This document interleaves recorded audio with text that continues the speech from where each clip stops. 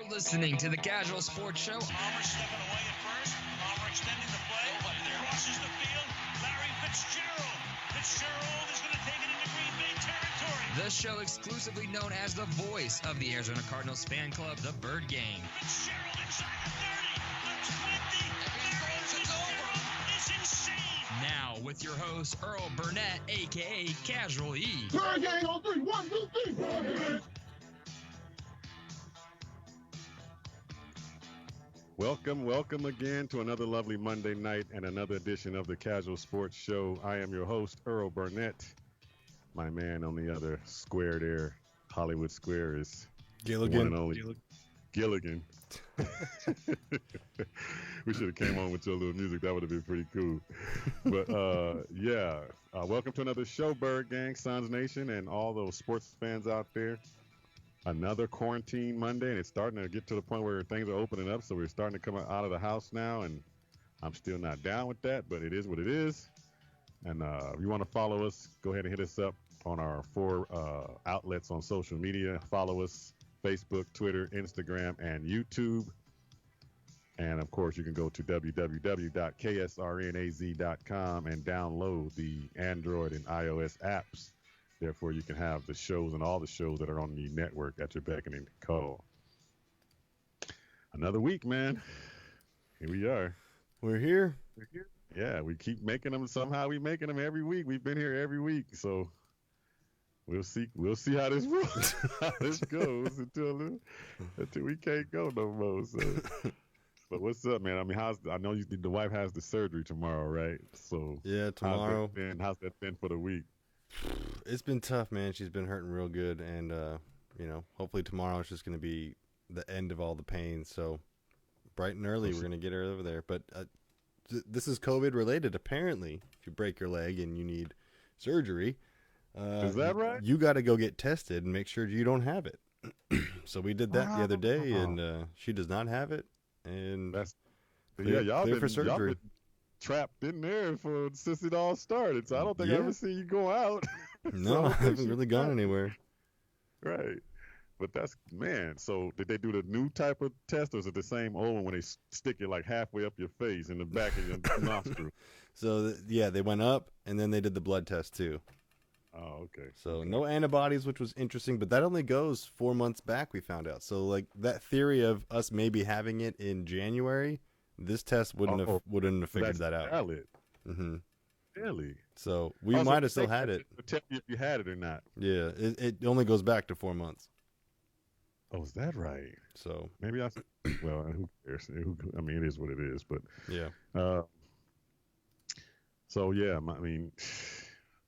I'm still kind of uneasy with this whole thing, doing what it's doing, coming back, and everybody. But it is what it is, like I said. But the test that went down, it was a test that they did at Stanford for the baseball employees, of all baseball employees, for those antigens, to see, it was like 0.7%. It's like, okay, if that is really low. Yeah. So that means that's just the evidence, of course, that we did a good job being quarantined, because that's why it's that low. That's what you think. If you start coming back, aren't those numbers going to fly up?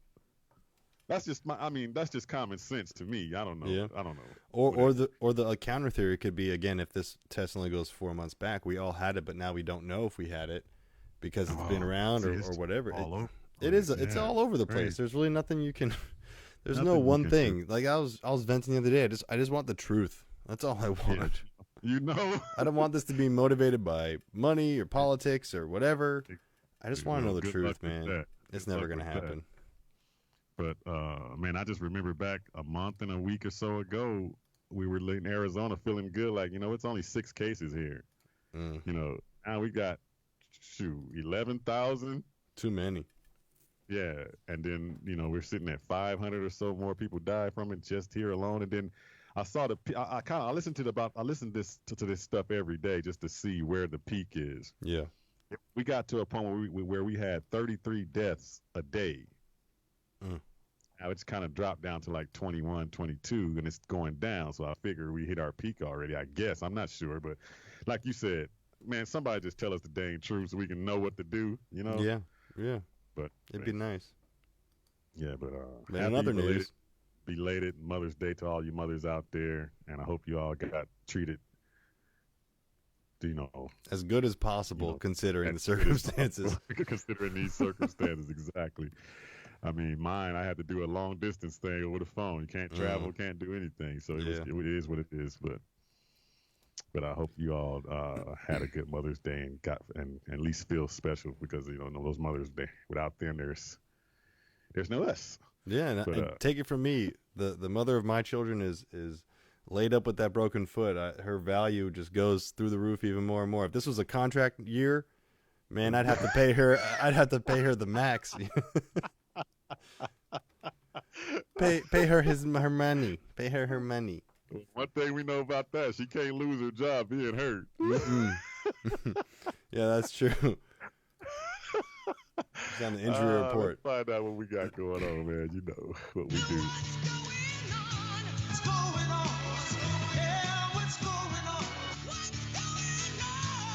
In the Kazual house. Well, we can talk about, of course, we're going to talk a lot about the schedule because that's what came out. But we're going to do the Cardinal schedule on our Cardinal talk.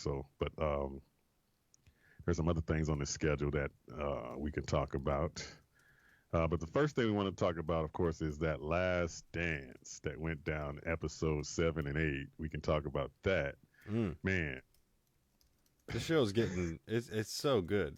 It's really good. It's pretty riveting. I mean, especially when you start to see the guys challenging each other back and forth, hearing what each other is saying. And to hear the glove talking about Mike this and Mike looking at him laughing like crazy. Like, are you kidding me? Like, come on, the glove. Yeah, right. Yeah. But one thing that stood out to me in that was Pippen when he quit on the team. I didn't know. I mean, I remember that story. That was huge. But I didn't ever really get deep into the crux of that story. Man, what is, as a teammate, dude? What do you do when somebody does that and he's a star on the team when he quits like that? That's crazy.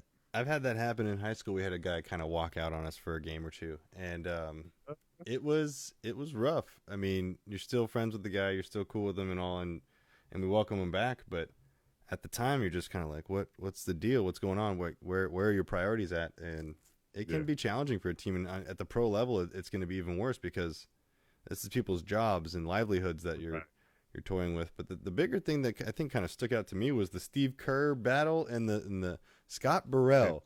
Scott Burrell, man, he handled. If I had Jordan doing that to me every day, I'd be pissed. And Scott just took it like it was no big deal. Good. That's insane. I had a question about that too. I mean, not that particular thing, but back to the Scottie Pippen thing. Would it have been less horrific had Kukoc not made that shot? Because Kukoc went out there and made the shot, and that just bailed made him it out. even worse for Pippen. It's like, look, see, you just joined with your team, but if you had missed the shot, then Pippen could be like, well, see, if you had me in the game, I probably would have, Just all the more reason why people just don't love Tony Kukoc because I love Tony Kukoc back then. I didn't think he was that. I thought he was.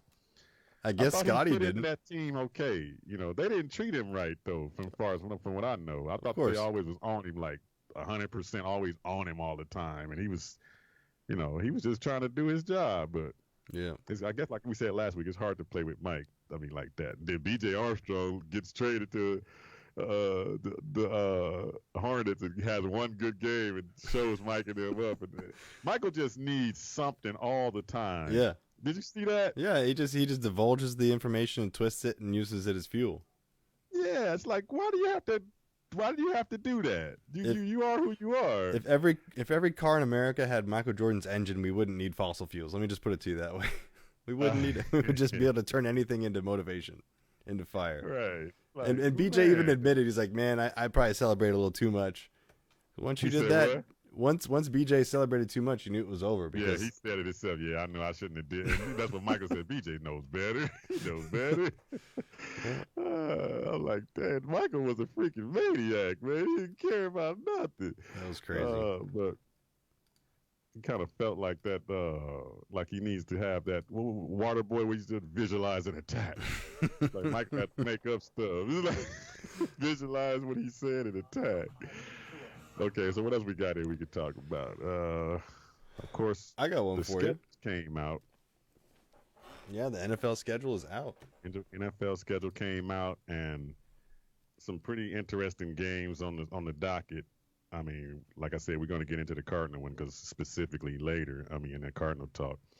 But what stands out on the schedule as far as just outside of the Cardinals in the NFL?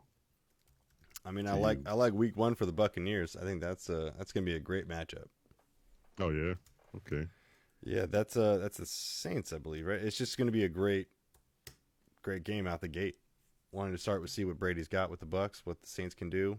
I'm excited for it. I think that's going to be a cool game to watch.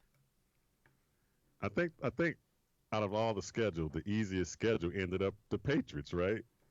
Yeah, they got benefited again. Yeah, they got no. The Patriots had the hardest schedule this time. Oh, I thought you said easiest. Yeah, they had the hardest schedule. The easiest schedule was the Ravens, but the hardest schedule for the first time in 1,000 years is the Patriots. I mean, because now you don't have Brady on the Patriots, of course. So, I mean, do you still count those 6 games as automatic wins because Brady's not there now?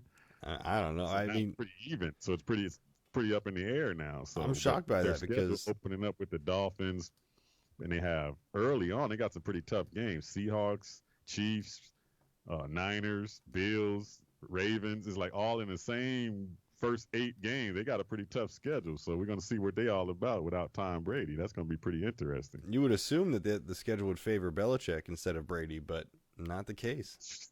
Not the case at all. It looks like Brady must got some people behind the scenes doing some stuff for him. Yeah, deflating footballs. And Belichick failed before. It's like everything falls a little bit too easy for this dude. Oh, I'm gonna go to dude's house and get my playbook, and I'm out of line. But and you still get off for that. It's like if you violate something, you violate something. Even if you don't mean to do it, you still violated it. You know what I'm saying? It's like, dude, why does this dude get off for everything? Okay, yeah, they got him for the suspension and everything, but that should have been worse. Yeah. But this dude he's just like a red carpet rolled out for him every time he step out there. And I know that's probably because of this GOAT thing everybody's saying, but whatever. But man, it's fine. It's gonna be really interesting to see what they do as far as coming out of the gates, because all these predictions that everybody's making with all these teams and all of what's going to be happening don't really mean squat. Yeah, nothing's in stone right now. You're basing it off of last year's team, first of all, and that's you can't. I mean, half these teams are not the same. Well, most of them are not the same team. Right.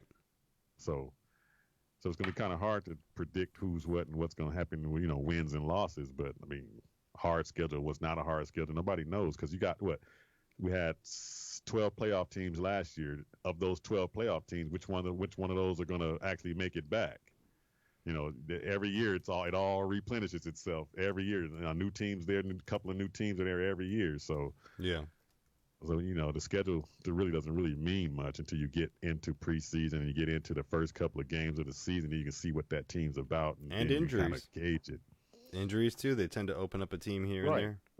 Exactly. And then the easiest schedule, like we said, was the Ravens. So I don't know how they got that. How they, I guess it's just how it rolls through the schedule. But sometimes that doesn't help because you can end up with 13-3 and get steamrolled in the wild card or the first round game. So yeah, take that lightly.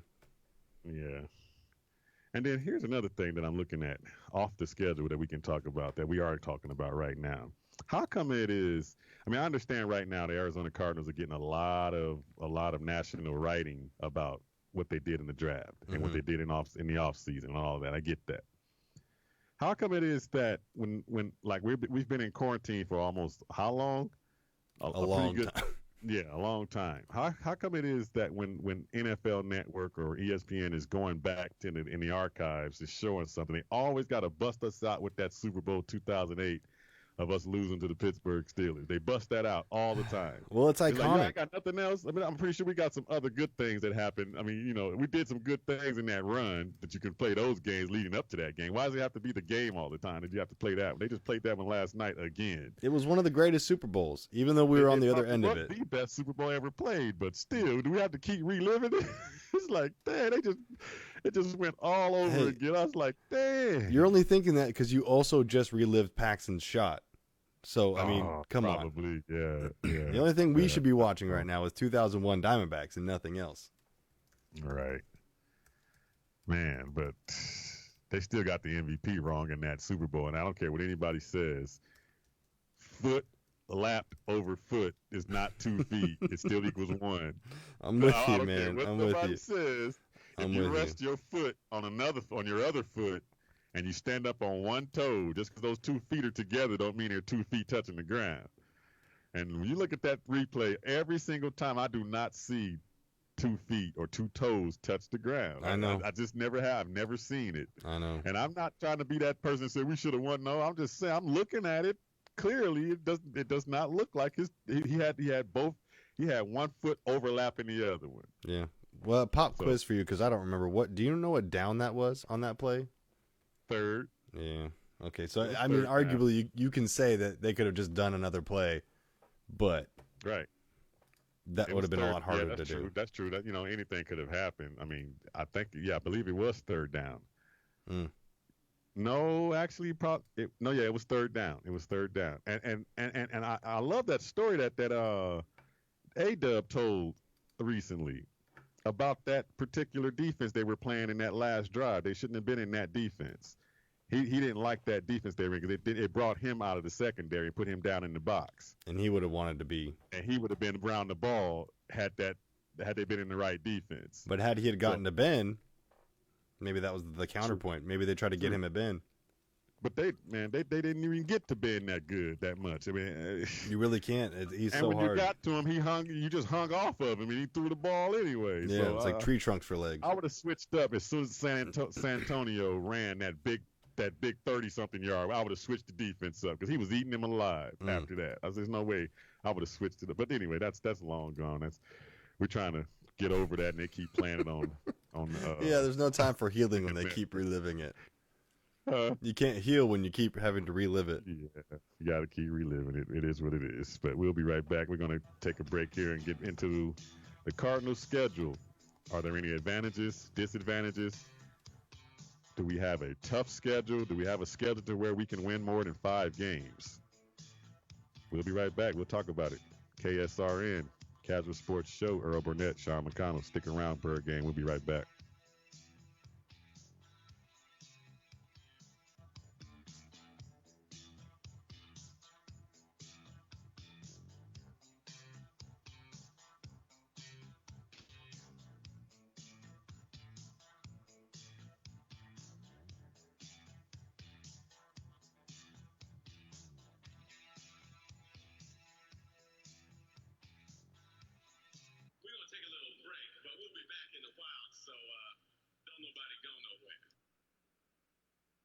Maduro's Fine Cigars and Tobacco, located at 4991 South Alma School in Chandler, is the new standard of excellence in the cigar lounge industry. From aficionado to novice smokers, Maduro's has something for everyone. From cigar events, pipe club, live music, and ladies' night, the monthly event calendar is loaded with entertainment options. Come tour the impressive 500-square-foot humidor and sample some of the finest cigars from around the world. Maduro's has 96 private lockers in the clubhouse, another 75 in the humidor. Membership is $300, which includes 10% off all your purchases. For hours and event information, visit MaduroSticks.com. That's MaduroStix. Or call 480-883-8888. Maduro's, the official hotline sponsor and cigar lounge of the Easy Sports Talk Show. Time to get your sticks and light them up.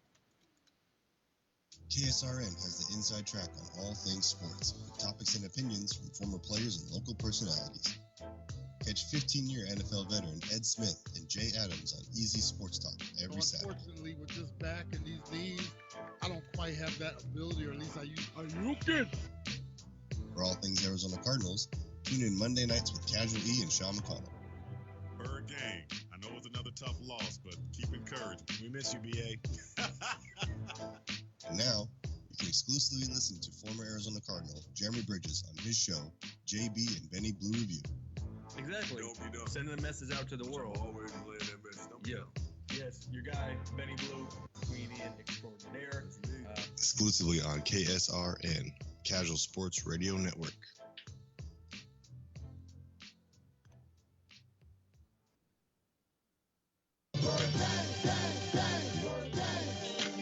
Hey, Bird Gang. This is your boy, former Cardinal Jeremy Bridges. Tune into the #1 podcast on the web, my show, JB and Benny Blue Review, right here on KSRN Arizona.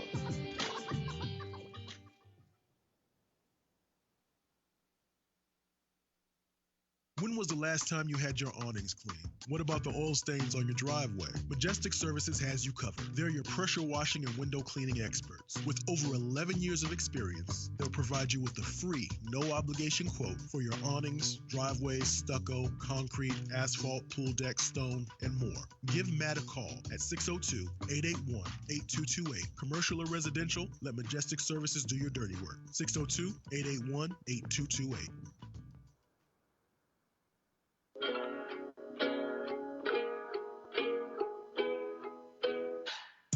This is Cliff Kingsbury, and you're listening to the second best sounding voice in the Valley, Casual E, on the Kazual Sportz Show here on KSRN, Arizona. All right, welcome back into the Casual House. We had the Cardinals schedule come out this week with all the other schedules, of course, and there's only so much you can dig into a schedule. So there's a lot of predicting. The predictions, of course. You're gonna look at. You can look at time of game, schedule of game, location, order of game. But when you look at the schedule overall, when you look at it, what's the first thing that stands out? For me, whenever I get a schedule, I'm always trying to find the bye. And for the last couple of years, we've benefited, relatively speaking, from a middle of the year bye.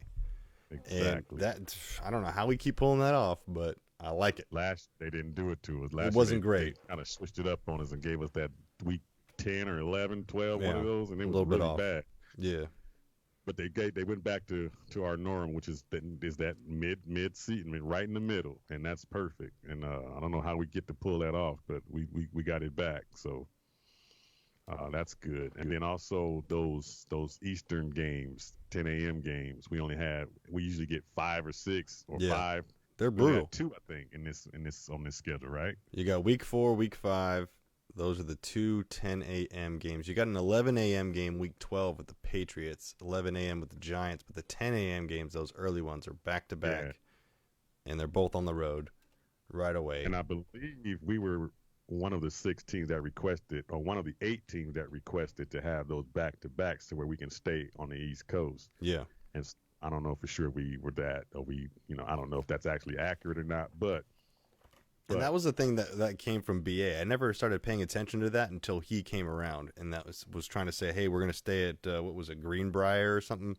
That was, once that happened, I was like, well, that actually makes sense. Like, he really, he's been in the league forever in different things, and he gets that whole thing of just staying on one side, getting your body acclimated.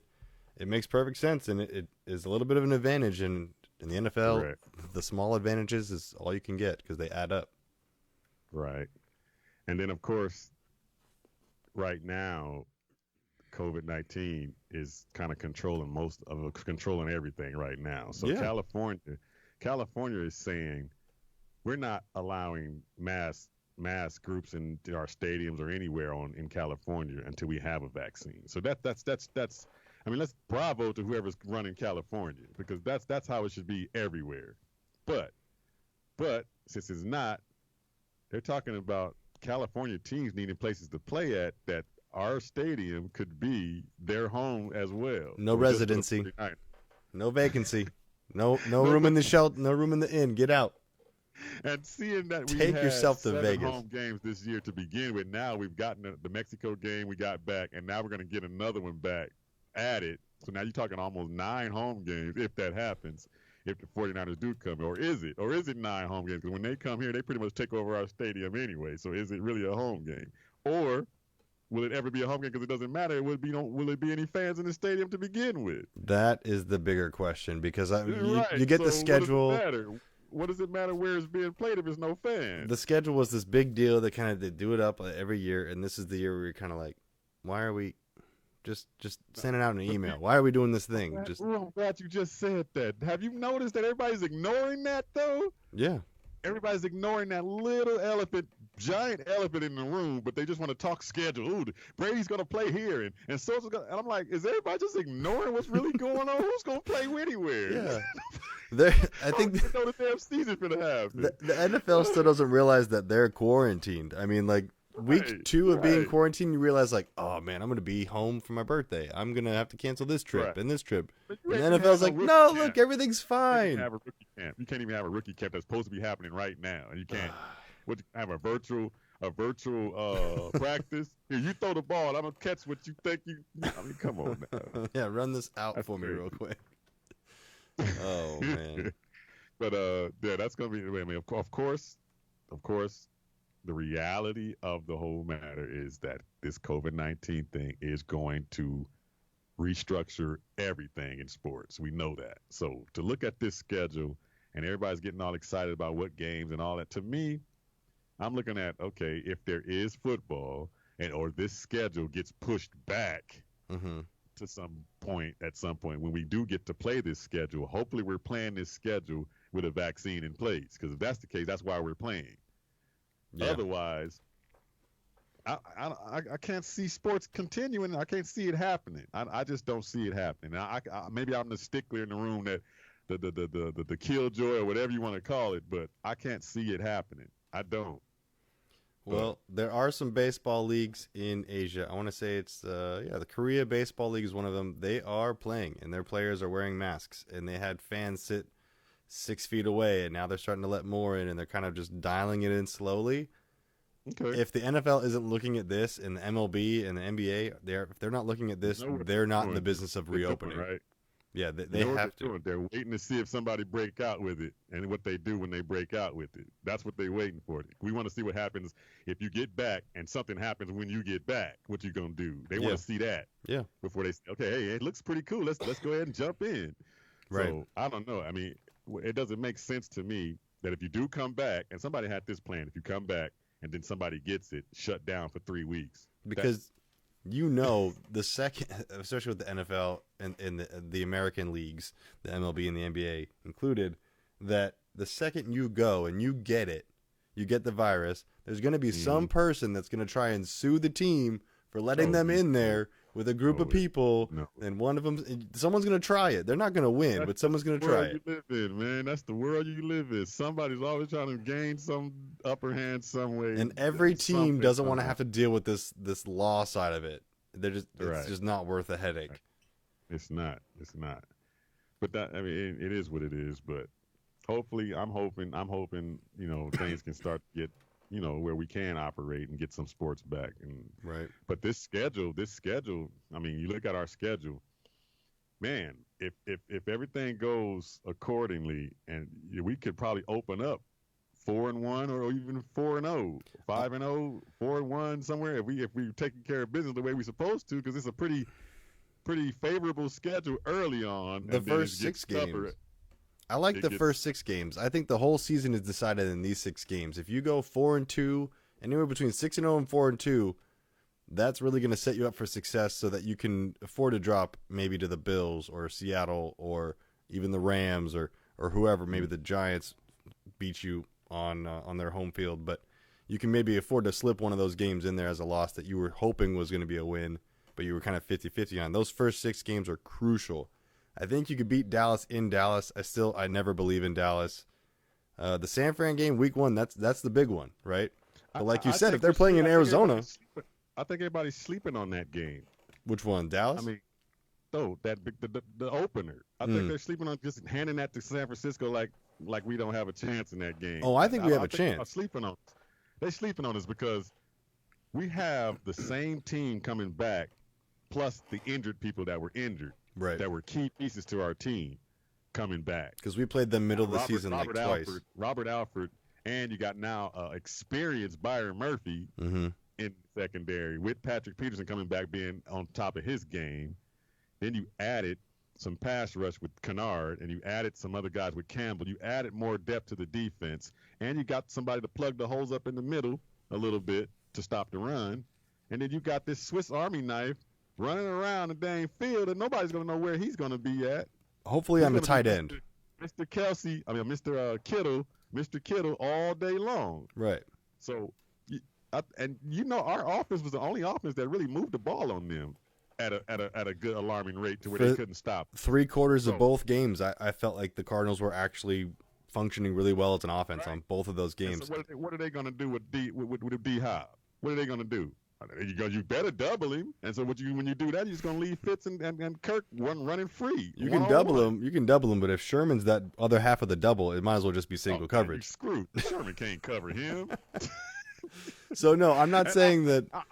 If I'm Cliff Kingsbury, I would run my offense just running him over to his side of the field just on purpose to burn his food. Just motion everybody over to him. He's not the same dude. No. He ain't the same dude. But here's the thing. I'm not penciling this in as a guaranteed loss. This is actually a 50-50 game for me because it is week 1. Exactly. But if you win that game, that sets the tone for the next 5. You go through, you roll those next ones. Man, that would look nice. That would look nice because the Redskins are still rebuilding. They got that second-year quarterback that I'm still thinking that ain't the dude. I mean, I don't know. He could be, but I'm saying not in week 2. I see a little bit of Jamarcus Russell in that dude. Yeah, but that's just me. Yeah. But, Lions. The Lions are kind of. And everybody's. Oh, they got a good pass rush now. Well, they still got a rookie. Right. Still got a rookie, and I know we still got a rookie with the Swiss Army knife. I get that, but this dude's skill is just. I mean, he can. Who's got the better chance of failing when it comes to Simmons and Chase Young? I mean, I guess that's a good question. I feel like it would be Chase Young.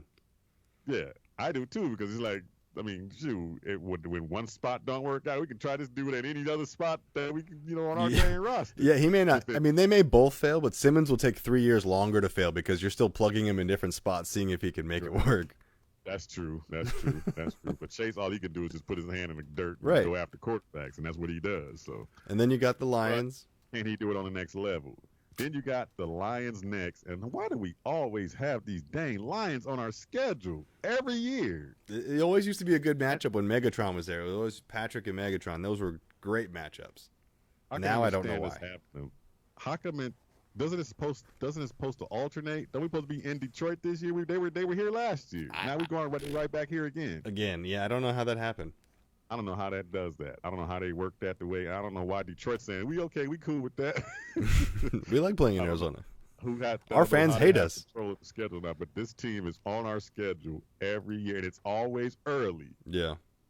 I don't know if you noticed that. It's always early. It's always either the first game or it's the first 4 games or somewhere in that area. But for the since 2012, I believe we've had them on our schedule every year. Yeah, it seems that way at least. Because if it's not them, then it's usually Atlanta. Those are the 2 teams. It's like we're always playing one of them. No, it's either Atlanta or Carolina. Yeah, that's true. Yeah, that's true. Yeah, but and we got Carolina after week 4 at Carolina. Yes, 10 a.m. early start, which is a very interesting game. Yeah, because now, I mean, we lost to that team last year, and this is a totally different team. And they're a totally different team, and I think our totally different team is on the upward. I think their totally different team is neutral because they're trying to figure out who they are. Yeah. So you talk about a new quarterback, new everything, bringing a new rookie. If we get beat by a team that's trying to find themselves, then something's wrong. And the key point, be ahead of the game. We should be ahead of the game. We could be that same team they had to deal with. But now we have all the pieces we're supposed to have and the offense we're running, the actual offense we want to run. Key point with this team for the Carolina Panthers is that their defense is rebuilding. Their identity on defense is totally different. It's going to be younger, and that doesn't necessarily mean better. So that the Cardinals should be able to take advantage with just the mismatches alone. Right. Anything that's rebuilding is not what it's going to be yet. Right. So you got a chance to take advantage of that because rebuild means taking a long time to find the pieces to get the right thing. It takes a while to get a team to gel together, catch them while they're off guard. So that should be what? We should be rolling at 3-1 right there at least, or 4-0, depending on that 49er game. Yep. So you come out of the gates hot like that. The scary thing about that is the hype and the talk that's going to come after that. If you do come out of the gate 4-0, you're going to get that talk of, oh, this is the team right here. And can you handle? You're getting some of that even right now. Yeah. can you handle that? And what if that happens? You're in the middle of a 3-game road trip, one of which being in New York and the other in Dallas, which are 2 high-profile places to go play. Both teams are, I would say, formidable. They're not impossible to beat. I think the Jets have to have a really good game against us to beat us, and the Cowboys, they're just mistake prone. I feel like there's holes on that team that it's just a lot of bloated money and overhyped players. So that's one of those games where players are going to look to really shine. Christian Kirk especially. And what are the Cowboys? I mean, they might be a different team, right? They're under a new coaching staff. So I mean, we don't know what they're going to be like. We don't know what they're going to do. They might turn back. If they turn back into pound and ground, I mean, ground and pound and all that type of thing, then okay. Stack the box. But we don't know what they are. So they could be at a period, right, where they're trying to find themselves as well. Yep. So I don't know. NFL football is always been this way. No team gets put together with a bunch of superstars and just going to work just like that. I have never seen that happen. Yeah. I have not seen that happen. It always when you get the number 1 pick and all these things happen, there's always a period of learning curve time. Mm-hmm. Always. Well, now some teams might be faster at it than others. Some teams might take same season and take 8 games, like we did when we got Carson Palmer and all that. We had the first 8 games struggling, then we kind of start to figure it out. So there's always a period where you have to figure this thing out. And now, COVID-19, no rookie camps, I mean, that's going to make this whole thing even harder. Oh yeah. So the Cardinals having already knowing what they're running offense-wise, knowing who they are on defense, they should be hitting the ground running. Literally. I don't think it should be. Literally, I don't think it should be that much of a learning curve at all, unless you're just getting the rookies up to speed, or Hopper, or whatever, or getting back into game shape, because we all are sitting on our butts, probably gaining 10 pounds here. Man, I lost 12 pounds. Get off me. Oh, is that right? Oh, congratulations on you, dog. I'm not eating out as much. He said, "Hey, hold up, I lost weight, dude." All right, cool. Well, these NFL and NBA players ain't got no excuse then. They should all be in good shape when they come back, but they're not going to be in game shape. That's the one thing. That's one thing we know. But going down the rest of the schedule, Seattle and then the bye week. We're finally at Seattle. Oh no, Seattle's at home. We always get Seattle late in their spot. And it's not as late though. It's November when we're in there. It's not as late. Yeah, it's usually like at the last 3 games, but now they're like they changed it up. Yeah, they changed it up a little bit. And now the Rams are taking that spot. The Rams are the last team that we get at the end. So if the Rams and Niners play at State Farm Stadium, man, that would be crazy. That'd be impossible. If both of them play there, then that's like what, 11, 10 home games? Yeah, that'd be impossible. That would be crazy. I'd say you put San Fran. Put San Fran at ASU Stadium. That's what I would do. Thank you. And the Rams can come to our stadium because no one's going to care about the Rams. Go ahead and fill that stadium up with all that dang old red they be filling up our stadium with anyway. Yeah. But after the bye week, it gets tough on us, man. It gets. Hopefully we're a team that's hard to deal with by that time. Yeah. And they're going, okay, it's tough, but man, this team is going to be tough to beat. I don't know what Miami's going to be, but I don't think they're going to be. I don't think still too many holes. Yeah, I don't see Miami being a contender in any way, form, shape at all. They're still trying to figure out who their quarterback's going to be. I'm pretty sure they're going to find some way to get Tua on the field before this year is up. I guarantee you that, because Fitzmagic is going to run out at some point, and everybody don't have no faith in Rosen. So I mean, the pixie dust is going to run out. Exactly, it's going to run out because he's gonna. If you look at their schedule, they playing a pretty tough schedule too. He's going to have a whole lot of interceptions, and they're going to have to end up pulling him. So at some point, Tua will get out there, but. Yeah, there's a chance he plays that game. Coming out of a bye week, that got to be a win. Yeah. You don't go on a bye week and then come back and lose to a Miami Dolphins team. The only time that happens is if, like you said, Tua makes his first start that game and you just don't know what to expect with him. Exactly. That's the only way that could happen. Yeah, and then some magic just happens, and it always happens against the Cardinals. You go back in history, all these little one-year rookies come in and have good games. Yep. We don't do our film on the rookies. That was that dude Landry Jones. Landry Jones. Oh my God! Then you saw that dude in the XFL. That dude stunk. Like I was like, how's this dude win games against us when he was at Pittsburgh? Well, because we couldn't cover anybody. Thank you. Then we got the Bills after that, which is going to be a tough battle, like it always is. At least it's home. Right. Then we go to Seattle, which is still up in the air. Seattle is we're on the same level with them. They're not above or under. We're like right there on the same level with that team. The problem is Seattle's just been floating on a position where they shouldn't have been for years. We're just expecting them to drop. Is this finally the year where they're going to just drop? And I got to keep hoping for yes. So yes, this is the year that they fall out. They never drop. Yeah, that's the thing. They never drop. It's like, how on earth do they keep that thing going? Coffee and just people coming in and out, coming and going. It's just like, coffee. They don't care about names at all either. They just throw somebody in there to try to get the job done. Yep. And somehow they do it. But a lot of that is because you have a franchise quarterback that knows how to win. A lot of that is half the battle. So that's why. It's because of their quarterback. Yeah. Then we got to go to Foxborough against a Brady-less Patriots team, which is the second time we've had a Brady-less Patriot team. Doesn't usually go well. The first time we had it was Jimmy G, and we lost to that team. Yeah. But here's the second time we got to go to Fox. It was at our home the last time, but we got to go to Foxborough now, and no Brady. I wonder how that's going to look at the end of the season, like 12. Everybody should be what they are by this time, week 12. It's not nice weather there in late November. So that's going to be the big challenge. Playing there and playing in New York 2 weeks later, those are going to be the cold games, and hopefully this team can weather that, literally. But the Patriots, scheme alone is usually what gets us beat, and I feel like Belichick knows how to beat this system, so I can't look at that game as a win. That's going to be a tough game. I look at this game a little different, though, now.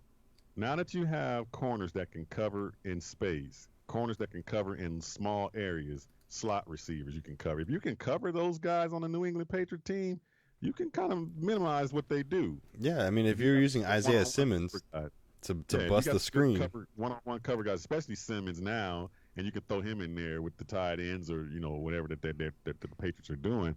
But Byron Murphy, Patrick Peterson, all these guys can actually come up and actually cover somebody. Right. At the same time, it all depends on who the quarterback is. If you're getting pressure on that guy, of course he can throw you some picks or whatever. So who knows? Yeah. I think the key to stopping the Patriots is being able to stop that short game. Yeah. If you can get guys that can cover in that short game, then you got a chance. Well, that's all they do is dink and dunk all day. I think Simmons is that type of guy that can just blow up a screen. And so like you said, if we're able to do that. He loves doing that, and that's all the Patriots do. I'm hopeful. But looking at games that are potential losses, this is one of those games where I have to put that on the board. They do it. The one thing that was a knock on Simmons was he can be fooled on defense because he's so anxious to get to the ball. He can be fooled, and the Patriots are good at fooling people. Because they run those screens and they make it look like it's going to that same side. Then Brady will turn the other way. Well, it's not Brady this time, but anybody can do it because it's not like you got to throw a pass that far. You just turn around and throw it to the guy on the screen, and it goes where it goes. So, I mean, they got a lot of trickery where they can make you think it's going one way and then you end up going the wrong way. So hopefully they keep them disciplined. But I think that's going to be a good game, though. I don't think that's going to be, either way, right. A guarantee. Not one-sided. Right. Who knows what are the Rams going to look like to you this season? Do you think they're going to be anywhere near this division? Hopefully they look better than their logo, that's for sure. That new logo's garbage, man. I'm just staring at it going. It looked like Good Morning America TV show. No, it looks like they copied the Chargers' homework. That's what it looks like. Yeah, Good Morning, LA. It's like a TV show logo. Oh, man, it's bad. It's bad. Yeah, it does look kind of messed up. I don't see the Rams being much, man. I mean, they're going to bounce back not having to depend on Gurley doing things that he couldn't do anymore. But that's a lot of money in that team that isn't performing up to their standards. So I see the Rams being the fourth best team in the NFC West this year. Really? Oh yeah. Hey, yeah. But like I said, still got to play the games on the field, and injuries and all that stuff play a part. But yeah, I agree with you. I don't see them being dominant like they were that 1 year. Yeah. Or was it 2? Maybe 2. The first year they started getting. I give them a year and a half. Yeah, year and a half. It was somewhere around there, but they didn't dominate as long as everybody thought they were. Right. Because they spent all that money thinking it was going to just take off. They choked in that Super Bowl, got their butts kicked in that Super Bowl. That offense couldn't do nothing. Yep. And all that money, it was time that they couldn't keep everybody. So yeah, they're going to be in the hole for a while. They're going to be in the hole for a while, man. And okay, the next we got the Giants. Who knows what that team is? Yeah, I think they're the same team, but they're still one of those rebuilding teams. So slightly improved, but I don't think as fast. So the Cardinals should have the edge here. What scares me about the Giants is that if you have a running game, you have a chance. Oh yeah, and they'll be home for that. Yeah, if you can run the ball, and aggressively pound it down somebody's throat, that keeps you in a game. No matter how good the other offense is, you stay in a game if you can keep the clock on your side and pound the ball. Yeah. So they look like that type of team to me, though. We just gonna be a clock management type team, hold the ball and hand the ball off to this dude. Where's Eli when you need him? You know. And then here's the mystery team, the Eagles. You can't never figure them out. No, because when you count them out, they play. Last year, they looked like they were going to be just this flop team. The way they came out the gate, like, oh man, that's not the same team. Yeah. And then somehow they kind of got back on the track and started looking like the playoff team again. Then, of course, when you get to the playoffs, the franchise guy goes down, and that's the Eagles. So it's like, man. That's the trend right now, so that's where I'm going with it. It's same with as usual. I don't know what to predict. That's late in the season, too, so he could be hurt by that time. That might just be a throw-in game. Yeah, maybe they'll be playing their new rookie. Who knows? But then we got the Niners again, and then the Rams. So, I mean, when you look at the schedule just on paper, which to me is irrelevant, but you still have to, got to have something to talk about, I guess. Yeah. But if you look at it on paper, this is a 10-6, 11-5-ish type team. I think 10-6 is the floor. 10-6, at worst 9-7. Yeah. But like you said, at least definitely challenging in the wild card or in the division to be. I don't think they're going to be winning the division. I think they'll be in that wild card race. Yeah, the only way that happens is if there's an injury. Things have happened. I'm telling you, if you can catch fire coming out of the gate at 4-0, 3-1. It's in the NFL. It's hard to catch teams when they come out of the gate like that, unless But staying hot is important. Right. So to me, the only way that they could win that division is if anytime you win a division and you're trying to come back up from being down for a while, it also doesn't just take your success. It takes the downfall of the teams that are ahead of you. So the Seahawks, Rams, and Niners are all going to have to take a step back or stay the same for us to shoot past. So it's not impossible, obviously, like you were saying. I think second place is doable. Third place is realistic. Fourth place, I don't think is an option. And first place, I think, is still not impossible. It just kind of takes the right scenario, hot at the right time, staying hot, and it should help you late in the season. I mean, going what you just said, 49ers, let's talk about that. Yeah. Let's talk about them for a second. Are they actually as good as they were last year? No, heck no. Heck no. No, right? Hell no. I mean, because you look at what they lost is the stuff that was really killing people. Yeah. I mean, that Emmanuel Sanders, I don't know why they couldn't keep him, but they got another good receiver. Brandon Ayuk, I think he can come in and be that receiver. Right. But I don't think he can do that year one. But those are still unproven guys too. So like you have an expectation, and then all of a sudden the season dictates like this guy might not even get on the field. Like, who knows? But right. We still hope the best for him, just not against us. Now that you've been pretty much dissected by all these defensive coordinators. Right. Everybody knows what you do. Even though it's hard to stop sometimes because they can run the ball and they got many ways of running the ball. Sometimes their running game is that short screen game. Sometimes their running game is pounded down your throat. Sometimes it's short pass game. I mean, they got different ways. Kyle Shanahan has so many different ways to attack a defense, but we know what you do. So everybody knows you're not going to surprise anybody. So that's one thing that's also hard to do coming back as a dominant team that went to a Super Bowl. That's why it's so hard for teams that go to the Super Bowl to come back and be the same team. Right. Because people know who you are now. It's like you're not going to surprise anybody. So that's part of what takes them down a notch. Then they lost some people on their roster that were key people that they picked up. That the reason why they were in that Super Bowl. It was hard to cover Emmanuel Sanders. It was hard to cover that guy when you got Kittle running around and all those running backs out of it. It was hard to cover that guy. So they got to replace that, and hopefully you get the guy to replace that. So you're not the same team. And don't forget, and I know everybody likes to hang their hat on a lot of these things, but we cannot forget that our Cardinal team, even at a 5-10-1, played them better than any team in the NFC. It was apparent. Twice. Both times. Within 3 weeks.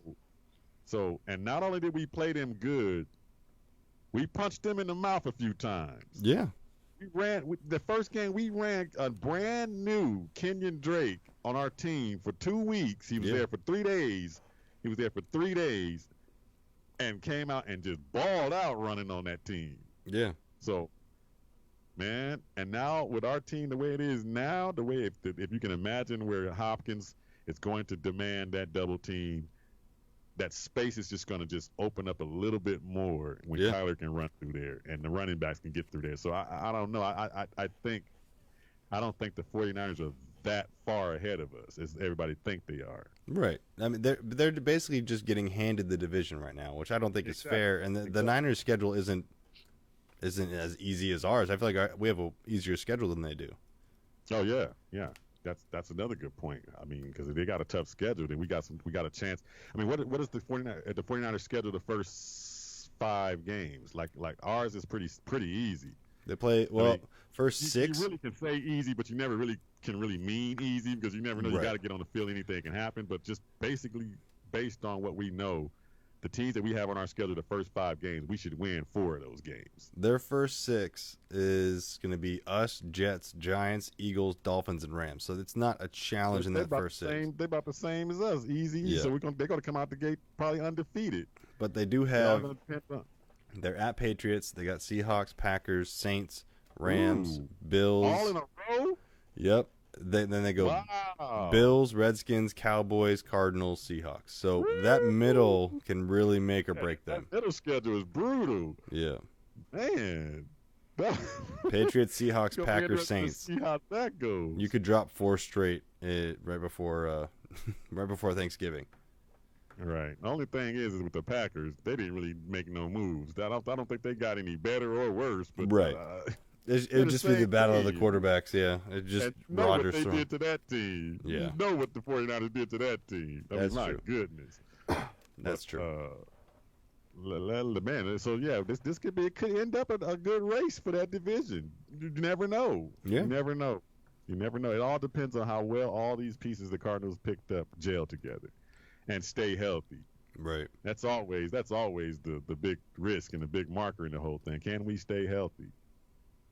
That's any NFL team. If you stay healthy, you got a chance. Yeah, it's a blend of a lot of things. Talent on your team, of course. If you got the talent, you can stay healthy. You got a chance. And so also the team has. I don't know if they haven't announced it yet, but they pretty much making it clear they're not bringing AQ Shipley back. Yeah, and he was on a show somewhere talking about the team's going young, so hey, it's all good. I'm good with that. That's he was at peace with it, knowing that it's a business, and he said he's got a lot of options out there. So it's going to be interesting to see where he ends up. But we are going young on the offensive line, so Cole is the man for the center position right now. So yeah, and hopefully offseason will help with Kyler's chemistry with him, because if COVID doesn't allow it to happen, then it's. What offseason? That's what I'm saying. Like, if they find time to work on their chemistry together. Yeah, I'm hoping they can. Because if not, week 1's going to get interesting. Yeah. If everybody's going to come back at the same time, I'm sure. But if everybody comes back, it's like, what advantage can you gain over another team right now? What advantage can you gain other than people that already know your system is in your that's new to your system? They already know the system. Yeah. And you got more people come back on your existing team that you had last year that's still there, that knows the system. Which we didn't really have a lot of in and out. We didn't have a lot of loss of player and new players coming in. It's I feel like it's pretty manageable for the most part. So if you're a brand new team, then you screwed. Right. Hey, you got time to pop up that Do you want to do an outro? The outro on these dates. Today's date is what today's date is? Today is the 11th of May. The 11th of May. Let's see if anything happened on the 11th of May. Okay, let's see. What we're gonna do right here is go back, way back into time. That's just 5 seconds left in the game. Do you believe in miracles? Get ready to get down, boy. Get ready to get down, boy. Back down memory lane. It's Lillard. He got the shot off. And the Blazers win the series. I remember it vividly. Here comes Richardson. Here's the throw for Markakis. Richardson is safe. Derek Jeter ends his final game with a walk-off single. Derek Jeter. This is it. I remember. Sports Almanac. What you got? All right. I'm trying to find something, man. It's such a weird time in sports, being in May. Yeah. There's like some transactional deals for like the Yankees. There's not a lot happening in sports, man. This is weird on this day. I mean, Stanley Cup final in 1972 at MSG. Wayne Cashman scores twice as the Bruins beat the Rangers 3-0. Oh, wow. That's really exciting. 1971, Cleveland's pitcher Steve Dunning hits a grand slam off Oakland A's pitcher Diego Segui. Another Stanley Cup final. Yeah. Oh, here you go. LA Dodgers, Sandy Koufax, second no-hitter, beats Giants 8-0 in 1963. It's always mostly baseball oriented. Yeah, it's May. What do you expect? Yeah, exactly. All right, well, not much going on May 11th, but there's stuff, but there's like weird stuff, like PGA stuff, Kentucky Derby stuff, you know. Yeah, I've seen that. U.S. Masters. Yeah. Not really nothing exciting, I would say. I mean, here you go. I got one. If you're got one. 1900, James Jeffries knocks out James Colbert in 1900 in 23 rounds for heavyweight boxing title. So there you go. I do, dude. 2010, 75th U.S. Masters Tournament, Augusta National. Phil Mickelson wins his third green jacket. That wasn't on here. What the heck? Okay. 3 strokes from England's Lee Westwood. So that's what we got, 2010. Yeah, that's about it, man. So, wow. That's why baseball is so boring to me. I don't know, there's nothing else. Sorry, man. A couple of no-hitters, and that's about it, yeah. Thanks for joining us again, Bird Gang. We'll check you out next week. Earl Burnett, Sean McConnell, KSRN. Go to www.ksrnaz.com and download the mobile apps for Android and iOS. And we will catch you next week, Bird Gang. Peace.